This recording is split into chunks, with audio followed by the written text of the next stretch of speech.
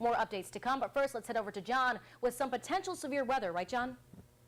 Yeah, that's right, Laura. So not only is it busy with the news this morning, also very busy in the weather department as we're tracking a potentially stronger thunderstorm kind of afternoon here, as the environment is pretty ripe for that. All right, let's take a look at the weather headlines now, and we'll just take those full screen for you. It's warm and windy out there today. In fact, we have wind advisories in place. Up to 50 miles per hour with some of these winds. That's enough to create some isolated power outages. Watching the potential for the thunderstorms to roll in between about 3 o'clock this afternoon across western portions of the viewing area and 8 in the east. And then that sets the stage for a much chillier weekend. Your current temperature in Elmira stands at 64 degrees this morning. Some intervals of clouds and sunshine out there this morning. Southerly breezes right now only at about 10 miles per hour, but it's the gusts of wind this morning that we're already seeing top 30 or so.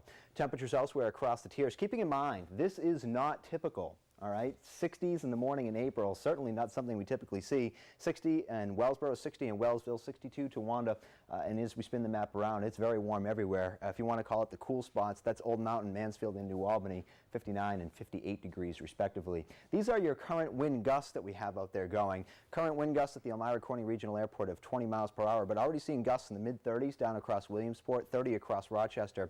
We'll see these numbers jump up into the 40s to perhaps as much as 50 miles per hour, with these wind speeds expected to be increasing from the south. And as these thunderstorms begin to come through, some of those wind gusts could potentially exceed 50 miles per hour. Right now, these are just some light to moderate rain showers, but as we get that daytime heating going and things become more unstable in our atmosphere, we're looking for the potential for some strong to perhaps even a couple of severe thunderstorms this afternoon.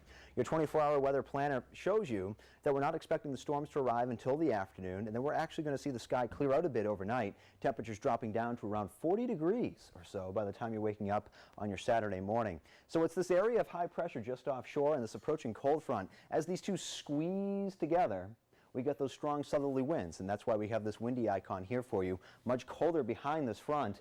Temperatures over the weekend barely topping the upper 40s in some cases for highs, getting down into the teens in some of our coldest valleys on Saturday night and very early Sunday morning. So certainly some much colder weather ahead. We'll take an examined look here at Future Track. Notice the morning you're okay. We're still tracking this cold front even at noontime to be well to our west. But between about 3 o'clock across Steuben County down towards Tioga County and Potter counties, here comes the storms around 3.